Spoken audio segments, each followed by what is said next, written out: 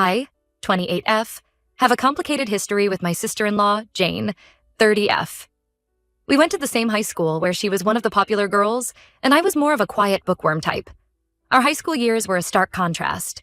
Jane was always surrounded by friends, involved in cheerleading and student government, while I spent most of my time in the library or science club.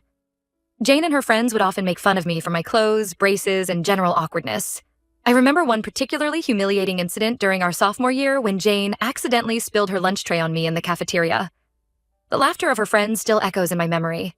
It wasn't constant bullying, but there were definitely hurtful comments and exclusion over the years that impacted my self-esteem. I had a small group of close friends who helped me get through those tough years. My best friend Lisa was always there for me, defending me against Jane's group whenever she could. We'd spend weekends watching sci-fi movies and working on school projects, trying to ignore the social hierarchy that seemed to dominate our high school experience. After graduation, I was relieved to leave that chapter of my life behind. I didn't see Jane for several years after that. I went off to college studying computer science at a university across the state. Those years were transformative for me. I gained more confidence, made new friends who appreciated me for who I was, and discovered my passion for coding. I threw myself into my studies and internships, determined to build a successful career. My hard work paid off, and I eventually landed a great job as a software engineer at a growing tech company. I was proud of how far I'd come from that insecure high school girl. I met my now husband, Kevin, 32M, at a tech conference about 4 years ago. He was giving a presentation on AI ethics, and I was immediately impressed by his intelligence and charisma. We started chatting at the post-conference mixer and really hit it off. We exchanged numbers and started dating soon after. Kevin and I bonded over our shared love of technology, hiking, and terrible sci-fi movies. He was kind, funny, and made me feel valued in a way I'd never experienced before. As our relationship grew more serious, we started talking about our families and backgrounds. A few months in, Kevin mentioned that he had a sister named Jane. When he described her as outgoing and social, I had a sinking feeling it might be the same Jane from high school. I tried to brush it off as a coincidence, but when Kevin showed me a photo, my stomach dropped. It was definitely her. I was hesitant to tell Kevin about our history at first, not wanting to cause drama or color his perception of his sister. But as things got more serious between us, I knew I had to be honest. One night over dinner, I explained the situation to him, how Jane had bullied me in high school and the impact it had on me. Kevin was understanding and assured me that Jane had grown up a lot since high school. He said she'd had some humbling experiences in college that made her reevaluate how she treated people. While I appreciated his perspective, I couldn't help but feel anxious about potentially having Jane in my life again. The first time I saw Jane again was at a family dinner at Kevin's parents' house about a year into our relationship. My palms were sweating as we walked up to the door. When Jane opened it, I saw the flash of recognition in her eyes. It was pretty awkward at first. I could tell Jane was uncomfortable too. We were polite but distant with each other throughout dinner. Over the next couple years, Jane and I maintained a cordial but cool relationship. We'd make small talk at family gatherings, but never really connected or became friends. Kevin encouraged us to try to move past the high school stuff, but I just couldn't fully let my guard down around her. There was always that lingering memory of how she'd treated me. I tried to keep things in perspective. We were adults now, and high school was a long time ago. But every time Jane would make a joke at my expense or give me a backhanded compliment, I'd be transported back to those insecure teenage years. I didn't want to make waves in Kevin's family, so I just tried to limit my interactions with Jane as much as possible. About 6 months ago, Jane got engaged to her boyfriend Ryan, 31M. I'd only met Ryan a handful of times at family events, but he seemed nice enough. I congratulated Jane when I heard the news, but didn't expect to be very involved in the wedding planning or anything. So I was surprised when Jane reached out and invited me to lunch, just the two of us. Part of me wanted to decline, but Kevin encouraged me to go, saying it could be a chance to clear the air. At lunch, Jane apologized for how she treated me in high school. She said she had been immature and insecure back then, and she felt awful about it now. She also said she wanted us to have a better relationship as sisters-in-law. I appreciated the apology and told her I was willing to move forward. Jane then invited me to join her bachelorette trip to Greece with some of her friends. I was hesitant at first, but she seemed sincere about wanting to bond. She talked about how it would be a great opportunity for us to get to know each other better as adults. Against my better judgment, I agreed to go, thinking it could be a chance for us to start fresh. For the next few months, Jane and I texted occasionally about trip planning. She'd send me links to restaurants she wanted to try or excursions she was considering. She never mentioned anything about costs or expectations for who would pay for what. I assumed we'd each be covering our own expenses, as is typically the case for these types of trips. The day we were supposed to leave for the trip, I met Jane and her friends at the airport. As we were going through security, Jane casually mentioned that she hoped my credit cards worked internationally since I'd be covering all the expenses for the trip. I was shocked and asked what she meant. Jane then informed me that she had assumed I would be paying for everything: flights, hotels, meals, activities, for her entire group of 6 friends. She said she picked an expensive destination because she knew I could afford it with my fancy tech job. I was completely blindsided by this. We had never discussed anything like that. I told Jane there was no way I could pay for an entire luxury vacation for 7 people. She got upset and said I was being stingy and ruining her bachelorette trip. Her friends were awkwardly standing there as we argued. Jane said things like, "Come on, we all know you make way more money than any of us. Stop being so selfish." I was hurt and angry that Jane would put me in this position. It brought back all those feelings of being manipulated and taken advantage of in high school. I ended up telling Jane I wouldn't be going on the trip and left the airport. When I got home, I told Kevin what happened. He was furious with Jane for putting me in that position. He called his parents to let them know what Jane had done. They were also very upset with her behavior. Jane has been blowing up my phone, accusing me of ruining her bachelorette trip and embarrassing her in front of her friends. She's saying I'm selfish and a bad sister-in-law. Some of her messages have even referenced our high school history, saying things like, "I guess you're still the same jealous loser you always were." Kevin's parents told Jane that her behavior was unacceptable and that she needs to apologize to me. But so far, she's shown no signs of remorse. Instead, she seems to be doubling down and trying to paint herself as the victim.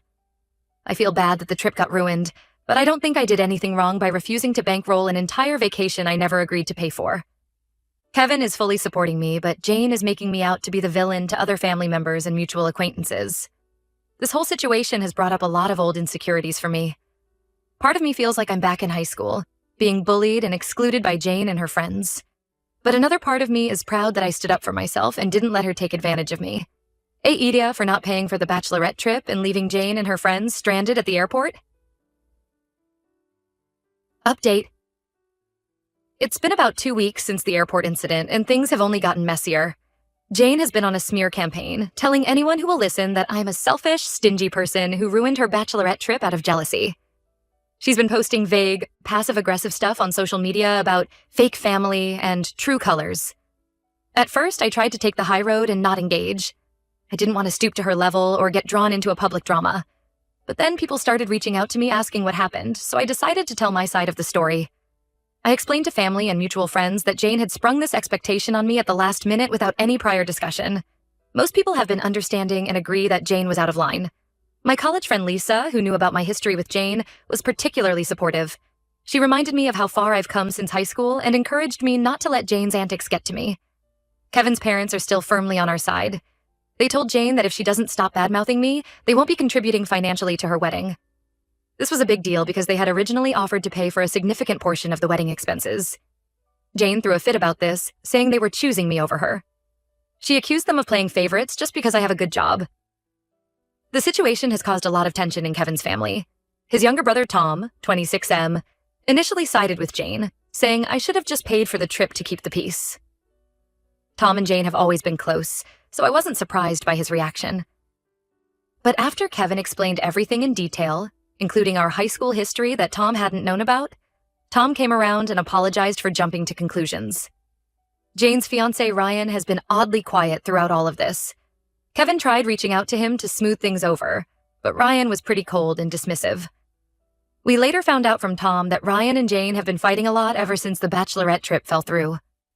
Apparently, Ryan is upset that Jane expected me to foot the bill for such an expensive trip without discussing it with him first.